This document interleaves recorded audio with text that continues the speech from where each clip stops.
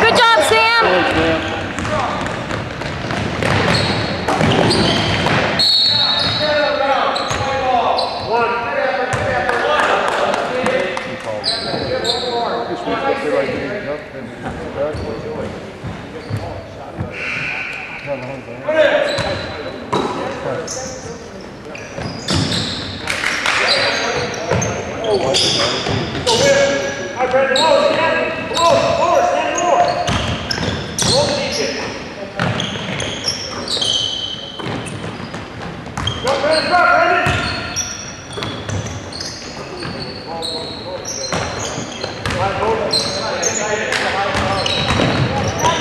Shoot, Sam, shoot. Oh.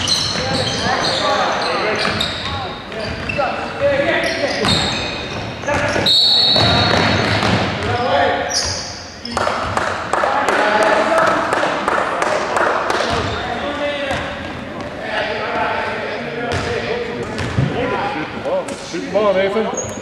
They're not going to cover you.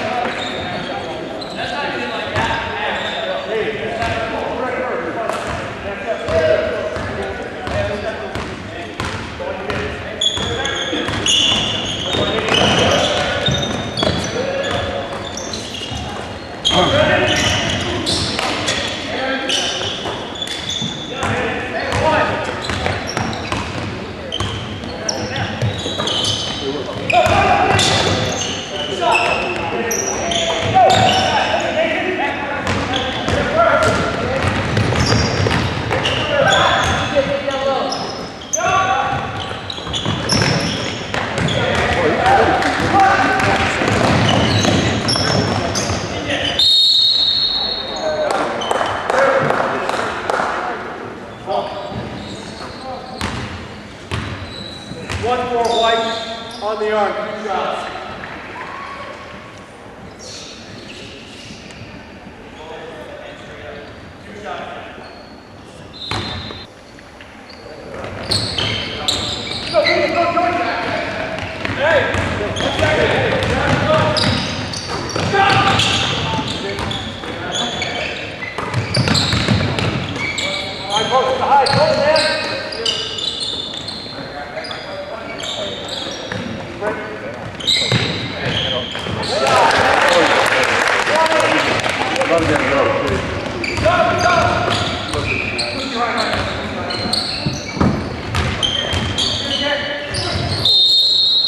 Good job, Southridge.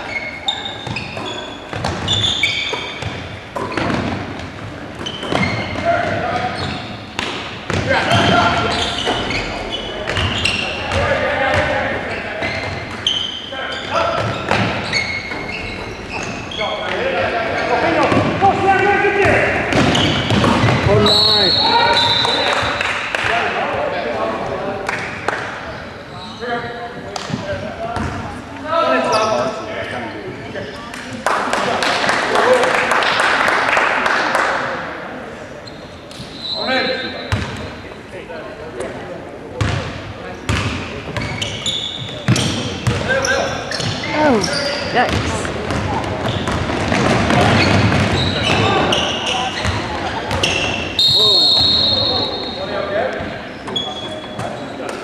On ground, Nick. Just off.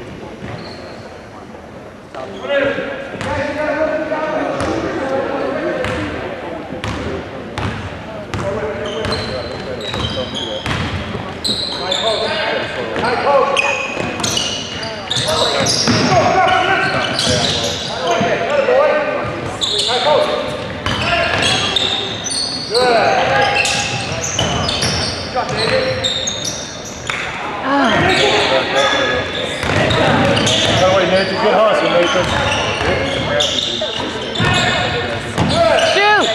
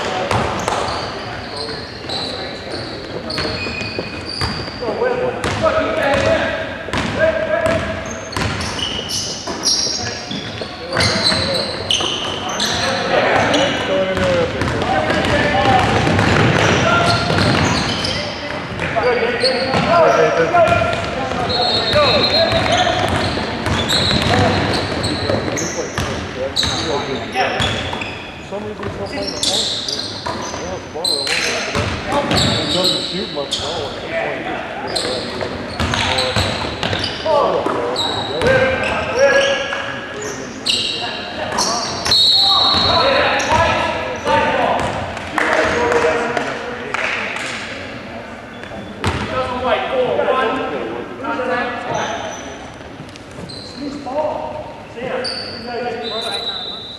Joey, start low.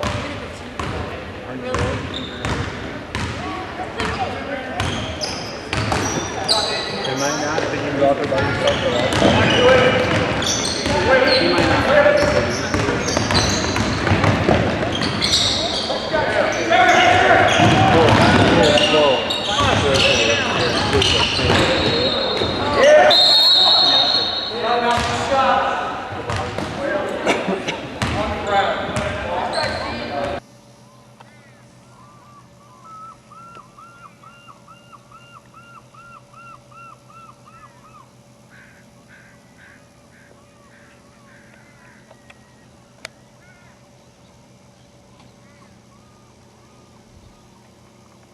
I do think it would be nice to do that.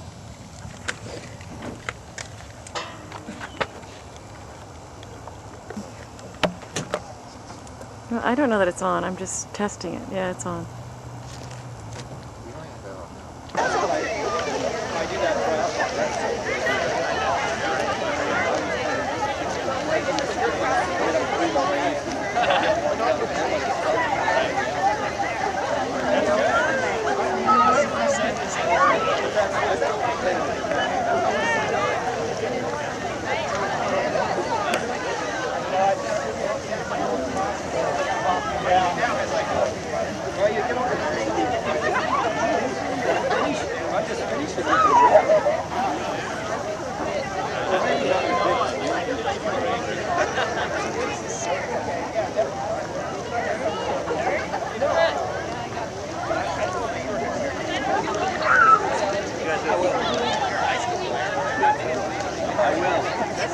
Don't worry about that.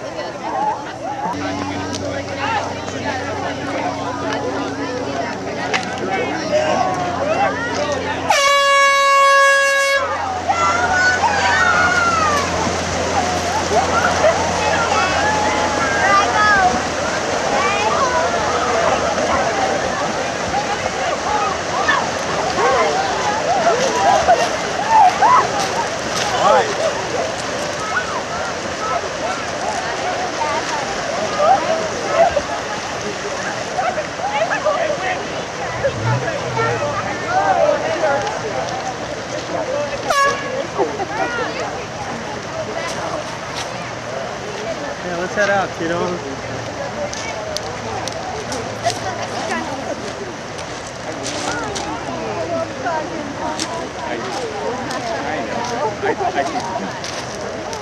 Michael, come on, babe.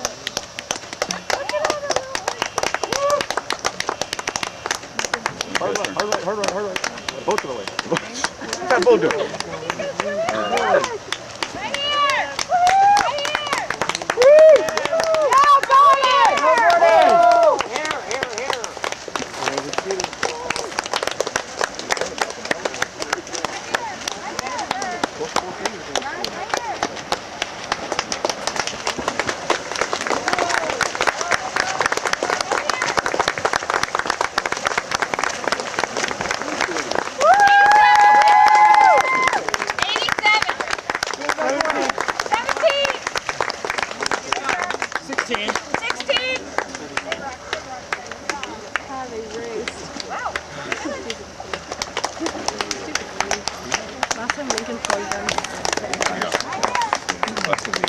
Here we have the bikers who were here at 0 hour. Yep. Stand to the end. There's some mother.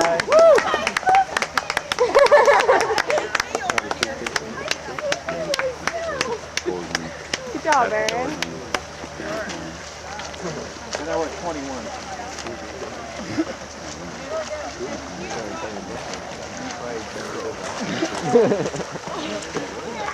Here, Madison. 18. See how that works? So it should be all ready to go. 84. Oh my God. Good job, Cassie. Good job, Cassie.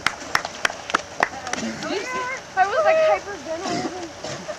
I was going through the seaweed at the beginning. Oh my gosh, my eyes are closed out for race. I don't want to know what's on his head. Your dad is wearing a wetsuit that's like a wife beater style. 75. And I ran into a hat and I like flipped out. I thought it was a fish. I ran into this hat or something. It was red and I thought it was a fish, so I said.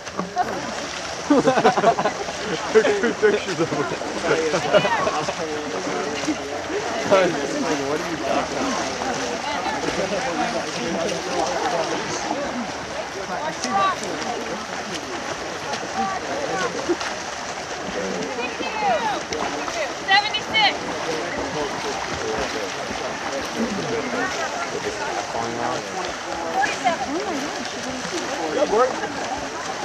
He's 40. He's 45. Wow. 2408. Did you get a picture? 70. 41. 3. Oh, thank you.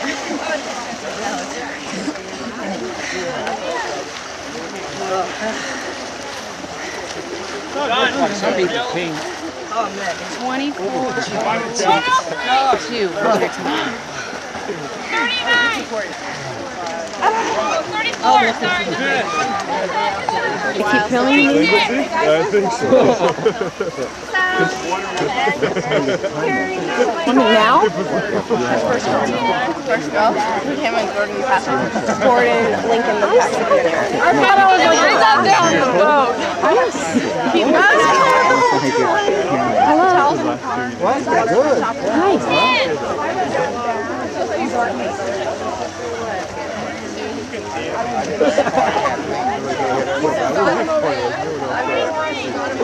Oh, I know. She dropped Theta. Man, I need some salt water. I got ran over. I was like, Yeah, it is. Well, who knows what it is that you done. I'm going to have to call you back, okay? I assume it was, what do you do, about 23? 24. 24? that way. Well, that's good. Where are you standing? Are you standing here on the, I came in there. Got rocked. Everyone just go kill her. Way off course.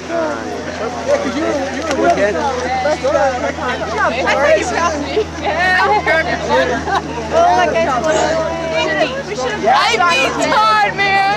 That's like cool. I went down to Where were you? Were you in the water? Oh no. I'm okay. To the park with you. That's fine. Well, you can just walk in the park. Water up at the top of the hill. Good job, yeah.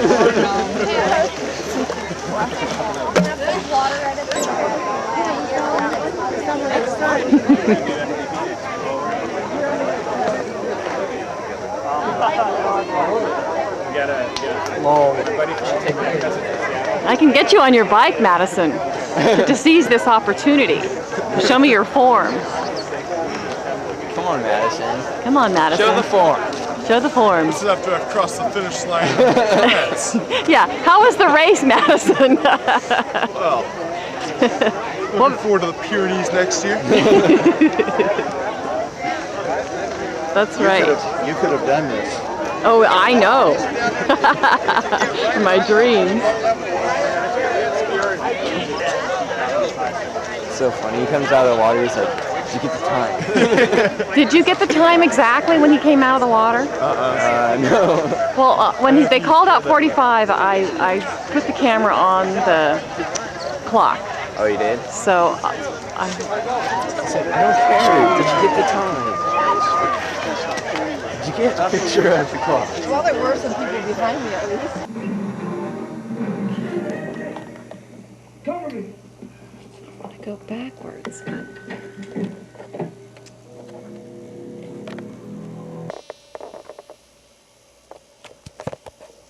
Period.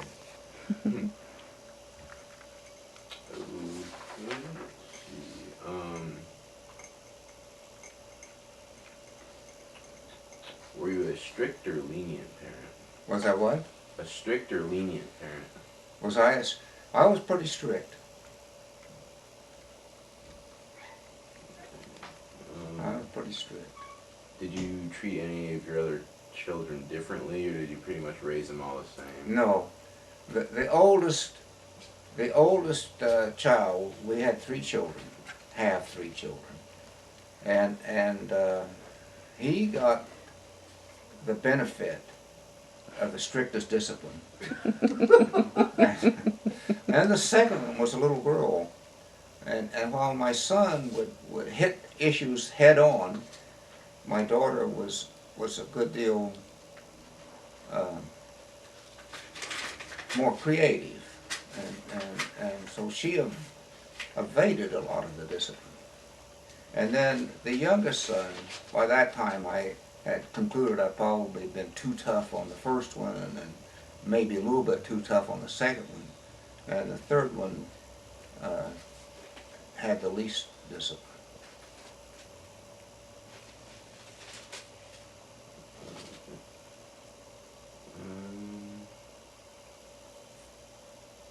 Andy was real stubborn. I mean, you know. I can only imagine. When he was 2 years old, he would wear suspenders over his jeans. He wanted a belt. And we That took an hour one day. It took an hour. He was 2. What was your first job like coming out of college? Coming out of college, And what was your degree in? my degree was in chemical engineering. And it was a master's degree? A bachelor's degree. Oh, a bachelor's. Bachelor's degree. And well, I knew about advanced degrees, but the reason I went into engineering is that you're pretty sure you get a job. You know, I could not understand people who would go to college for 4 years and did a degree that did not have a lot of specifically open doors.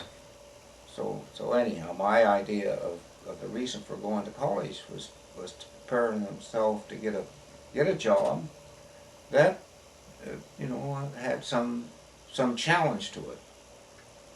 So 1950, when I graduated, was the first year after World War II that graduating engineers did not have multiple job offers. In fact, very few had any job offers at all. But I had one, and my job offer was from the General Electric Company which was managing a project called Hanford. And my job was to go to Hanford and become what was called a tech grad on a rotational training program.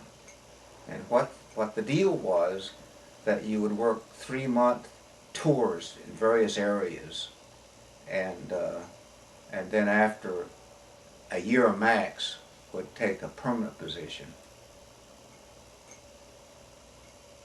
Well, they used tech grads for various things, and we were sort of fill-ins. When I got out here, I was asked would I be willing to go to Chicago for 3 months and work at a crane company which was making something called pipe connectors for a new chemical separation plant. So sure, I'd do that, because I knew what the answer to that question was. The answer was, why, yes, I'd be willing to do that. And I ended up spending 6 months there, and then I came back and took a rotation in what was called a mechanical development group. It was sort of a hodgepodge. At the end of that period, I took a permanent assignment in a water quality water plant development unit, a development activity.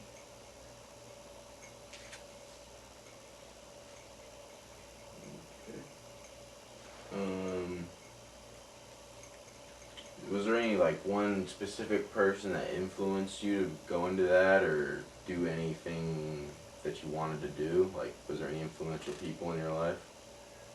Now, you mean coming out here to work, or you mean the specific thing I got into? Just in general, I mean. Not really. Not really. The rotational training program was good because you had different work experiences. But beyond that, you're rubbing shoulders with guys who had had a number of these different rotations in different places. Did anyone influence you to become a chemical engineer? Yeah, the guy. Yeah, that's interesting. That's a good point. I became a chemical engineer because at KU, all freshman engineering students had a common curriculum. And one thing you had was a seminar course where the heads of the various engineering departments would come and describe their field.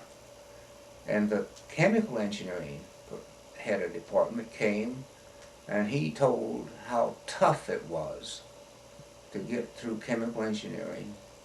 And they were only interested in outstanding students.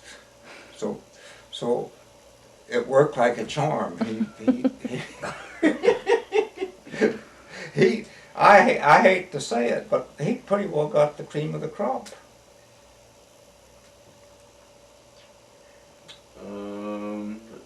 We're all pretty naive, I guess. Although I think that chemical engineering, as an engineering field, was terrific preparation. It was the most science-based of the engineering fields, and it really prepared one to take on any number of things.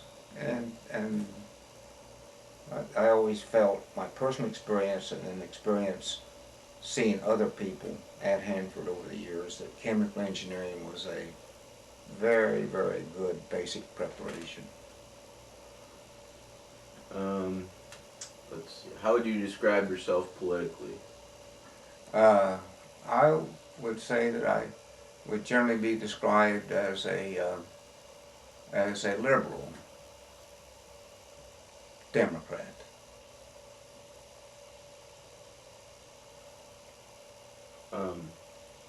Was there any U.S. president that you admired most about what he did? Has to be Roosevelt.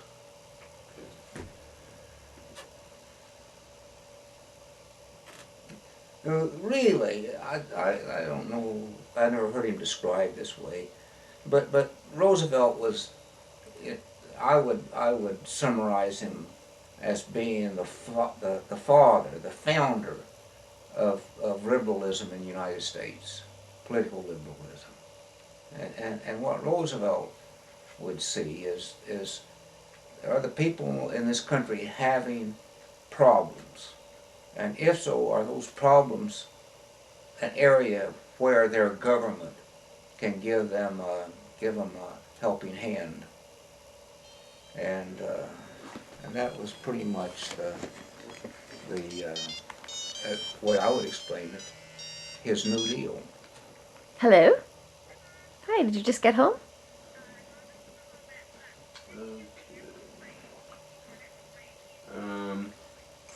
No, I have never been successful at that. It's just too complicated.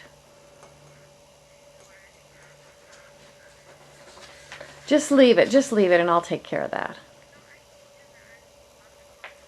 Yeah, that'd be great. Have you ever met any famous people? Oh, that problem was I Ever didn't met have any some famous secret people? code. I Yeah. didn't have your social security Well, numbers. yeah, I've met a that was few the problem. famous So people. that'd be great if you'd do that. I Now, are you guys staying tonight and leaving in the morning, or what?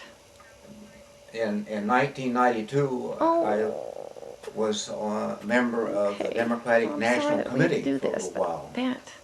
and Okay. Well, at I a miss ya. meeting I'm so happy you fairly came early in that home. year, most of the presidential wannabes came to a meeting of the DNC, and not only did I meet Okay. All right. Bye. Bill Clinton and his wife Hillary at a reception the first day of the meeting, but on the second day, I had to go upstairs and check out of the hotel during the lunch hour. As I was leaving in the elevator and the door was closing, somebody yelled, "Hold that elevator!" So I did.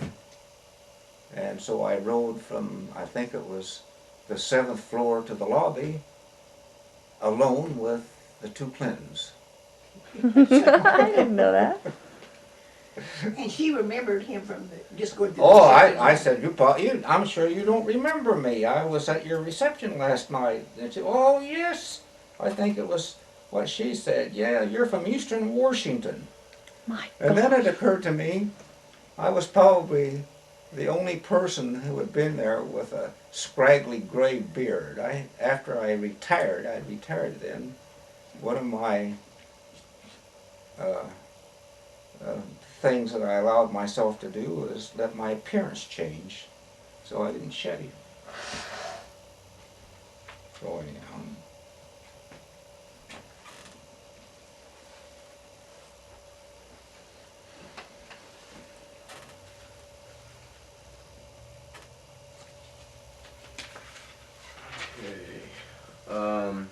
What do you think the scariest thing that's ever happened to you personally is? The scariest thing that ever happened to me personally.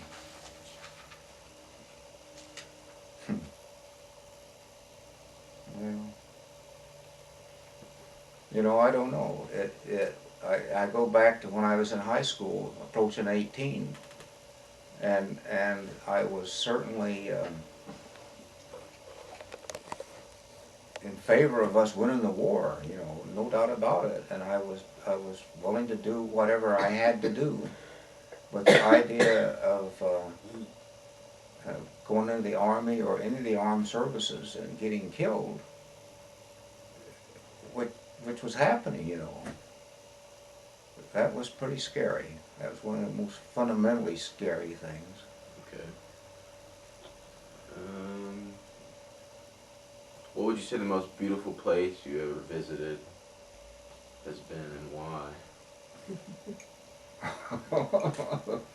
The most beautiful place I ever visited.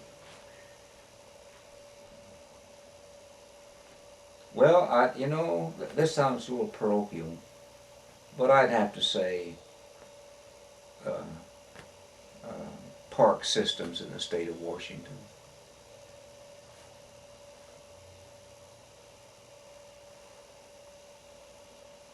Rainier National Park. Oh, I don't know, the Olympic. Is that a forest or a park? It's a national park, I think. But I think that the Washington scenery is probably the most beautiful thing I've seen. I think that's probably, Enough for your first interview, or yeah, this is only the first one, so it's probably good enough. get you a start? Yep. Okay. The four of us who lived together Yeah. in Lawrence, Right. but that did not include my oldest brother Ray, Mm-hmm. who was a Rhodes Scholar, by the way, and my next oldest brother Malcolm, who was an electrical engineer, nor my sister Mary Ruth, There you go. who So never there's- went to college. Because, well, she had the opportunity, but she didn't like it. So And what was I your had job? 3 brothers and 3 sisters. And you were the baby? I am the youngest. I was the one who was always the smallest when it came scrapping for food at the dining room table. You know, I was always the one that sort of came up short. And what was the work you did at Hanford? What was It it? was a rotational. I know. Well, but- I spent about 5 years working on water quality, and it had 2 aspects to it. One was to correlate the rate that the aluminum cladding on the fuel elements corroded as a function of operating parameters, and the same for the aluminum process tubes. And this was a nuclear energy production. It's at the Hanford production reactors. And then from then on, I spent my career at the N reactor, which produced plutonium, but also it's the heat output was used to generate steam to produce some 860 megawatts of electrical power. And my shift sort of went from a specific field of activity into more administrative areas in the technical field.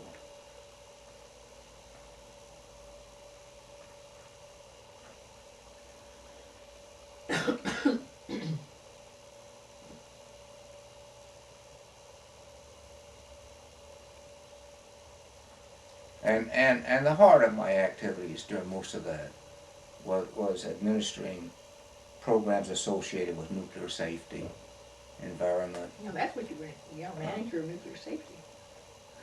and engineering support, technical support for the operations.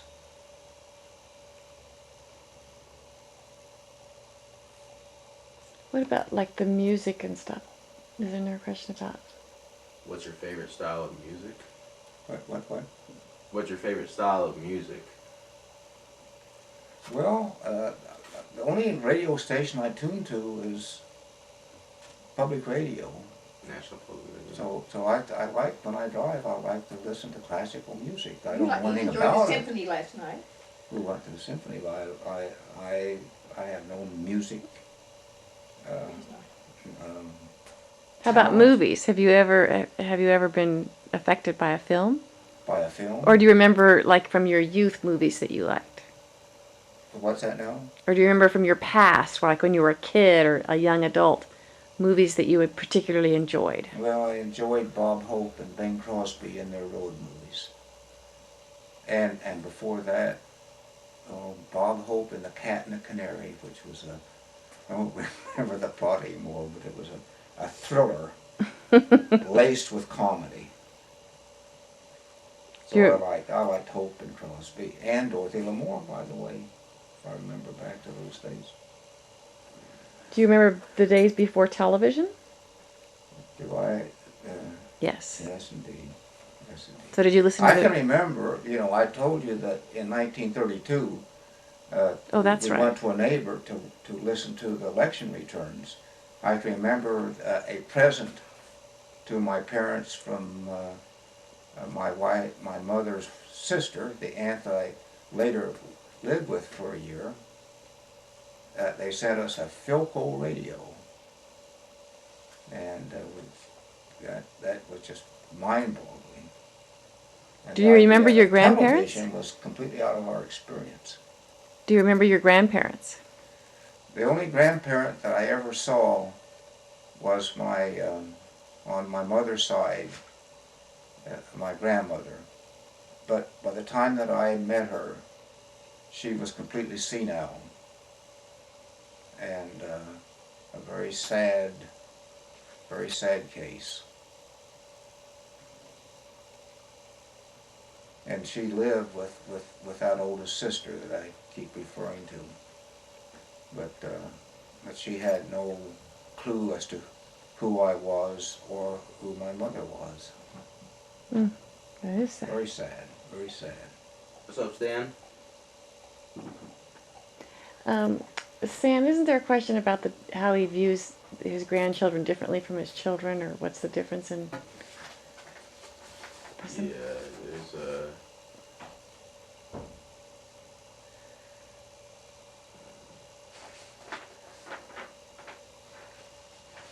So, how do you feel about your grandchildren? I think the grandchildren are the most enjoyable people, other than my wife, of course, who I've ever had contact with.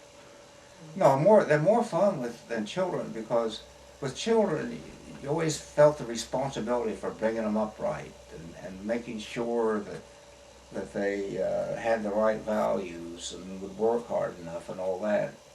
And with grandchildren, somebody else is responsible for all that. I don't seem to worry about it. Well, and really a grandparent's job is to love their grandchildren. And so you don't have to discipline, you don't have to say no to them, you just have to support them and encourage them. And that is a very, very unique relationship. And I had not a clue what it was going to be like. And, That's interesting that you never had any role models. Did I have a role model? No, you had no grandparenting role models. No.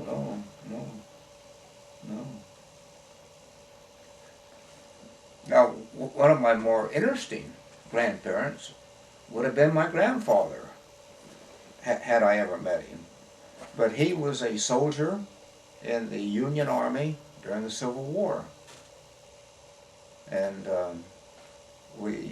a sister ran on to some letters he had written to his first wife. My grandmother was his second wife. His first wife died sometime after the war was over. But these are the letters he wrote to her during the Civil War. And one of the highlights were he was at the siege of Vicksburg, which Grant took, and it opened up the Mississippi. It was a key to opening the Mississippi up for transport from the Midwest to the whole world via the New Orleans seaport. So that was an important event, and his letters are very fascinating. So I think my own grandfather was in the Civil War, and that's always sort of struck me as Did your father serve in World War I? My father was married and had 3 children until he was exempt from World War I. And did any of your brothers serve in World War II? My third brother, the youngest son in the family except for me, was in Europe, and he entered France from the south. You know, we all know about D-Day and invasion of the Normandy Peninsula, but later American forces landed in the south of France, and with relatively light resistance fought their way up north past Switzerland. He was not in the original landing wave, but his division entered the entered the battle in the fall, late fall of 1944, and in the Battle of the Bulge, his division moved north. I'm not sure his total involvement in the Battle of the Bulge, but he was in the forces that Patton commanded, that relieved Bastogne and eventually reduced that German breakthrough to nothing. And then his division fought its way through the south of Germany, and he was in Austria, if I remember correctly, on VE Day, Victory in Europe. And his regiment, a part of the division, and a regiment of an airborne division, liberated the German concentration camp at Dachau, which came equipped with the gas ovens and the whole 9 yards of racist German policy of killing all the Jews. And Must have been quite an experience. That was a searing experience for him. He'll never forget that. Well, in the context of all the wars you've lived through, what are your thoughts on the war in Iraq? That's one of the questions, isn't it? I think that war has got to be an absolute last resort. An absolute last resort. First of all, why is it that we can ask young Americans, predominantly young American males, but not exclusively anymore, to go and maybe get killed for something? The state's got to be awful damn high to justify that. I think they were in World War II. But the two things that bother me about the Iraq War, and it was not a war of last resort. It was pretty much a war of first resort. So I was never convinced that we were justified. And the other thing that is horrifying to me, that has not really hit our consciousness, but people, researchers from the Johns Hopkins University estimate that there's been 100,000 Iraqis killed as a result of the war. And a good fraction of those are non-combatants, including kids. And why the United States would get involved in all this? Because we had a couple of thousand people killed in the World Trade Center, which was a horrible crime. But when we were so disturbed over 2,000 or 2,500 of our deaths, and why we can be so unfeeling towards the fact that our unnecessary war has resulted in the death of 100,000 Iraqis, is just beyond me. Just absolutely beyond me. Now, I take a long time for the United States to regain a position of pride in our foreign dealings after the Iraq War. On it, and it had, around that it had simulated petals, so it looked like a sunflower. And but you remember it, that's good. I have to say that election didn't make too much of an impression on me. He'd been the governor of Kansas, but I don't think people were very excited about him. You're going to have to talk louder. Okay. Well, but on the other hand, Sam's not hard to hear. Yeah, I can hear him fine. How about the next FDR versus Wendell Willkie? Yeah, and I was a Willkie fan going into the Republican convention, and the wisdom to begin with was that Dewey would win, or if he didn't, Taft would, or if Taft didn't, then maybe Willkie. But by the time the convention rolled around, it looked pretty obvious that Willkie would get it, and if he didn't, it would be Taft, and Dewey was out of it. I don't remember why. But Wilkie was the one Republican who supported the administration on aid to the Western Europe against Germany, and he was came across as a rather competent, credible, a three-dimensional candidate. Mm-hmm. And I think by the time the election came around, that I wanted Roosevelt, but without getting real stewed up about it.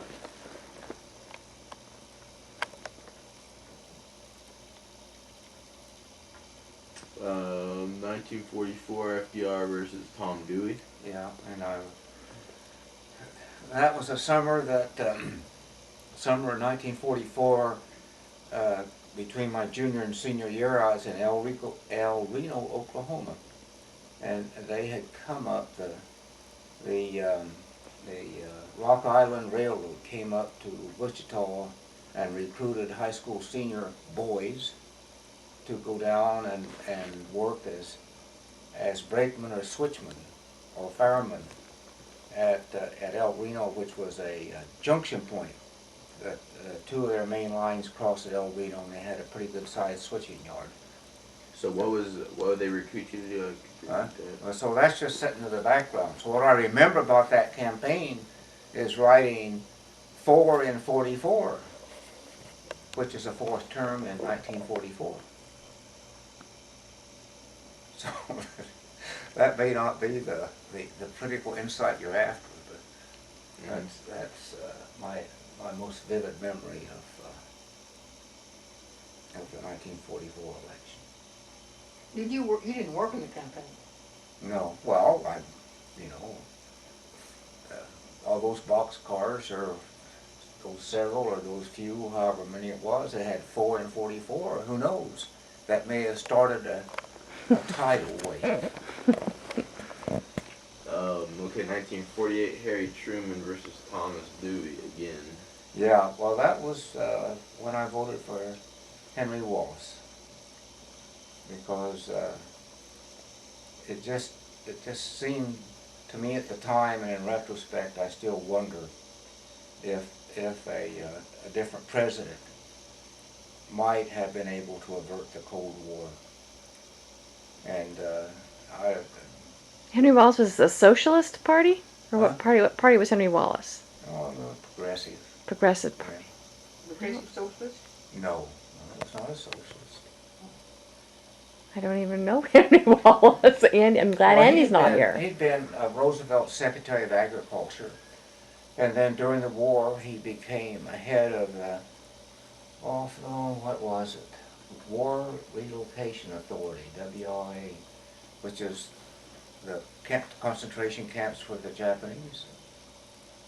And then when Roosevelt died, for some time I think he became Secretary of Commerce, and then resigned out of the cabinet when he decided to run against Dewey. Against Truman. Did you tell Sam about hearing Truman, who wouldn't give a speech on Sunday? Yeah, we talked about that. Oh yeah, we talked about that.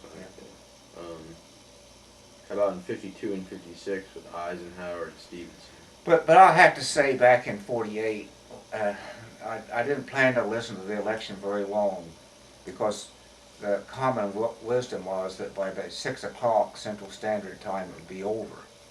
Well, I stayed up most of the night, and I was quite happy when Truman beat Dewey. So that's another little facet there.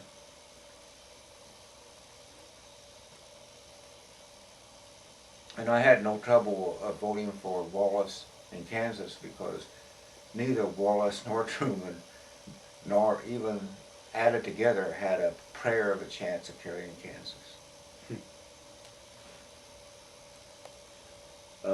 52 and 56, Eisenhower versus Stevenson. Yeah, in '52, I had never heard much of Adlai Stevenson before the Democratic Convention. And I was really, really, really impressed with him, what I thought was his his wisdom, all the things that Truman wasn't, in my opinion. And the main thing I remember about that election, the day after the election, where Stevenson really got whomped, I realized that I had not personally done a single thing to support this guy who I thought would make a magnificent president. And I vowed to myself that no matter what happened after that, I would never get up the day after election and realize I had not done anything for the, a candidate that I really admired. And so that got me involved in local politics as an amateur. And then in '56, some of the luster had gone off of Stevenson, I guess, but we were very strong for him. And I was a PCO, and I had gone around our little That's a precinct officer. precinct officer. And I guess it was 52 that I had, no, it was 56.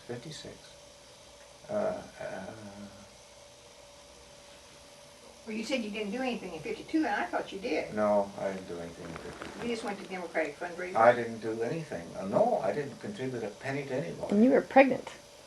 Yeah. Yeah. Yeah. But in '56, it was pretty obvious that Eisenhower was going to win re-election, and so it was sort of a somber thing. And Eisenhower did not inspire the emotion that Republican presidents like Reagan George W. and George W. Bush do. He's... Well, like when you walked the precinct, you knew that Stevenson didn't have a chance because he had asked, and Magnuson was running that year. Well, that's what I was going to say. Is that right? Was that 56? Yes, and Magnuson... I knew Magnuson's going to carry. He's running strong. And everybody was for Magnuson and Eisenhower. Nothing at all. So I went home and took a nap because I was so sad. That was fairly early in the season. So by the time election came, other people were really upset about the results. Well, I'd already done my morning. M-O-U-R-N. I knew he was a dead duck. Yeah. How about 1960 JFK versus Richard Nixon? I had started out in '60 still liking Stevenson, but as it progressed, in the end, I don't know what we did. I think we put up a little sign on our door supporting Kennedy. I decided he was the candidate. Now that's one time you were ahead of me, because I was usually ahead of you, but you decided to support Kennedy before I did. Yeah. And then he decided to support Kerry before anybody else did, too. And that's right. And it was interesting. You look back and everybody makes an idol out of Kennedy. I was sort of disappointed in the lack of concrete accomplishments during his brief tenure before he's assassinated. So I supported Kennedy, but it was not a hero worship sort of thing. And you didn't get involved like I was going to a church, like CUP, and they were having anti-Catholic meetings, and you didn't get into those fights with the churches and Catholicism. No. 1964, Lyndon Johnson versus Barry Goldwater. Yeah, I was. We both worked real hard for Johnson. Surely more than I did, because my job was pretty consuming during those years. And I tell you, Goldwater was one scary dude to us. Because he was such a hawk. Hawk, and not only hawk, but he obviously was playing the race card in the South. Hubert Humphrey made his speech at the Democratic Convention. He pointed out all of the Republicans who had come to support civil rights. And the tag in, you know, so-and-so and so-and-so voted this way on that thing, but not Barry Goldwater. And, you know, you got to be one of these things where the audience would pick it up. So that was,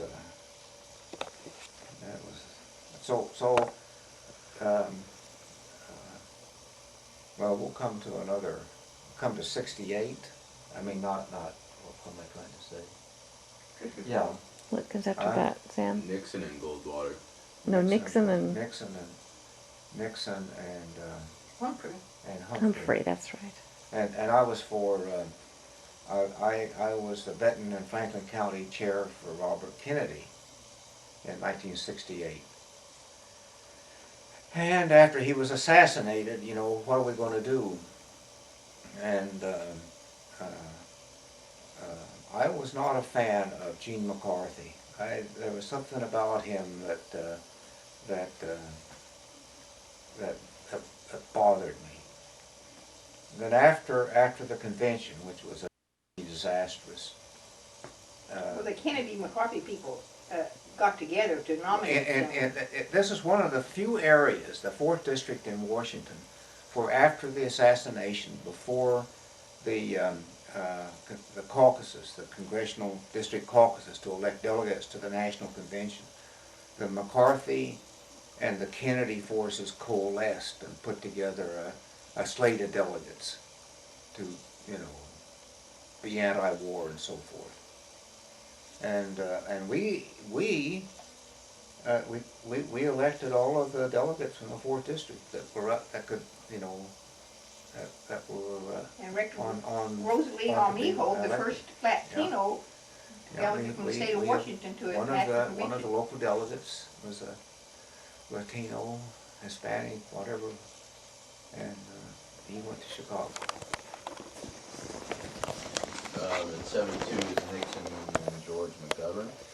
Yeah, and leading up to that election, there was hope that the Democrats nominate the right person, that they might beat Nixon.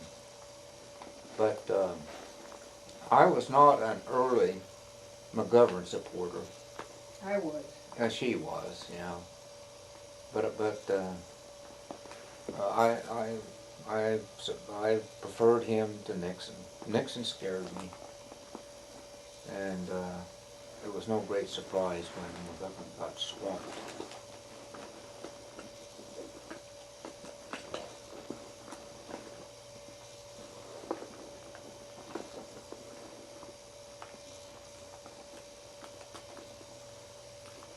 In 76, Jimmy Carter versus Gerald Ford.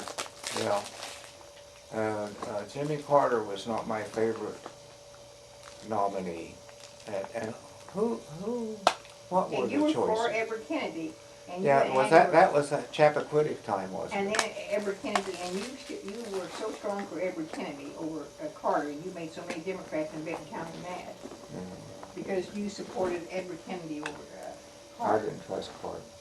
But then that happened that summer. He never was even nominated, was he? I think that the Chappaquiddick thing blew him out of the water. And then we were for Church. We were for, oh, that's right. We were for Church. Frank Church, who was a senator from Idaho. And your grandmother, Shirley, was a delegate to the National Convention in 1976. And what, did you end up voting for Carter? No. Who did you end up voting for? I never liked to tell anyone. I was radical. Oh, you voted for Jerry Brown? Uh-huh. Oh God.